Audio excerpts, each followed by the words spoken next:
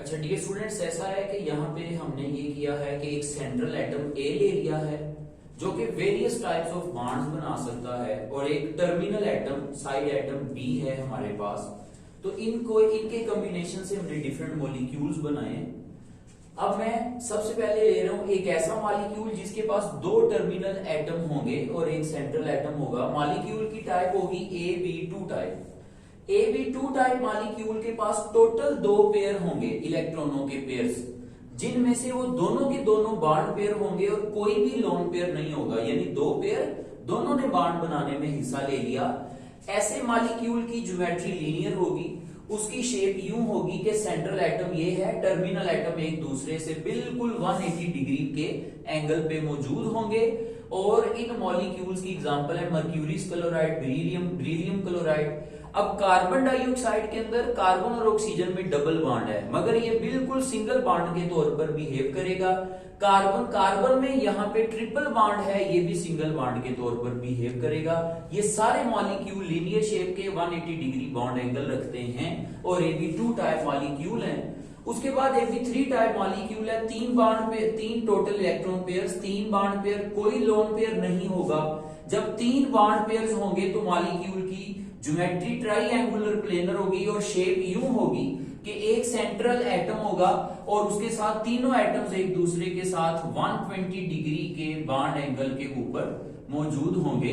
तो ऐसे मॉलिक्यूल की ज्योमेट्री ट्राइएंगुलर प्लेनर होती है। Boron trifluoride, aluminium trichloride, sulphur trioxide इसकी एग्जांपल्स हैं। इनमें दो BAB इन तीन एटम्स के दरमियान में जो एंगल बनेगा बॉन्ड एंगल, ये वाला उसे हम 120 डिग्री बॉन्ड एंगल कहेंगे। उसके बाद AB2L1 यानी बॉन्ड पेयर्स, इलेक्ट्रॉनों के पेयर्स अभी भी तीन है, मगर तीन में से दो ने बॉन्ड बनाने में हिस्सा लिया और एक लोन पेयर बन गया। ऐसे मॉलिक्यूल की जो ज्योमेट्री है वो बेंड हो जाती है। बेंड कैसे हो जाती है? लोन पेयर क्या करता है, दोनों बॉन्ड्स को बेंड कर देता है। तो ये इसकी अपीयरेंस होती है। सल्फर डाइऑक्साइड और टिन क्लोराइड जो है इसकी एग्जांपल हैं। इनमें हर सेंट्रल एटम के ऊपर एक एक लोन पेयर है जो बाकी दोनों बॉन्ड्स को बेंड कर देगा, इसलिए इसका बॉन्ड एंगल लोन पेयर होने की वजह से 120 डिग्री से लेस होगा। उसके बाद AB4 टाइप मॉलिक्यूल है, इसमें टोटल इलेक्ट्रॉनों के पेयर्स चार होंगे, चार बॉन्ड पेयर्स होंगे, चार के चार जो हैं वो बॉन्ड बनाने में सॉरी हिस्सा ले लेंगे। तो ये जो है ये जीरो आता है जी, इधर नो लोन पेयर, चार इलेक्ट्रॉनों के पेयर, चार bond pairs, no lone pairs. ऐसा मॉलिक्यूल टेट्राहेड्रल होता है और टेट्राहेड्रल मॉलिक्यूल की अपीयरेंस इस तरह की होती है शेप के वाले से। कार्बन टेट्राक्लोराइड और मीथेन इसकी एग्जांपल्स हैं। इनमें दो एटम्स के दरमियान जो बॉन्ड है इनमें 109.5 डिग्री का बॉन्ड एंगल होता है।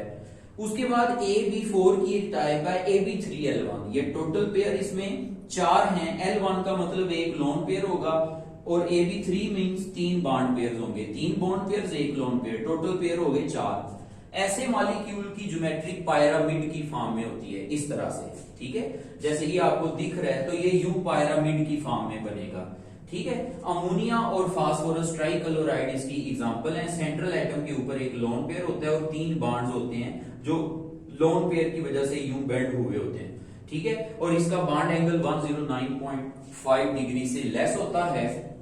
Last molecule AB2L2 type molecule है, चार बॉन्ड पेयर्स, इलेक्ट्रॉन पेयर्स होते हैं, दो बॉन्ड पेयर होंगे, दो लोन पेयर होंगे। ऐसे मॉलिक्यूल की ज्योमेट्री भी बेंट एंगुलर होगी। अब ये भी बेंट एंगुलर है मगर ये एक लोन पेयर के साथ है और ये दो लोन पेयर के साथ बेंट है।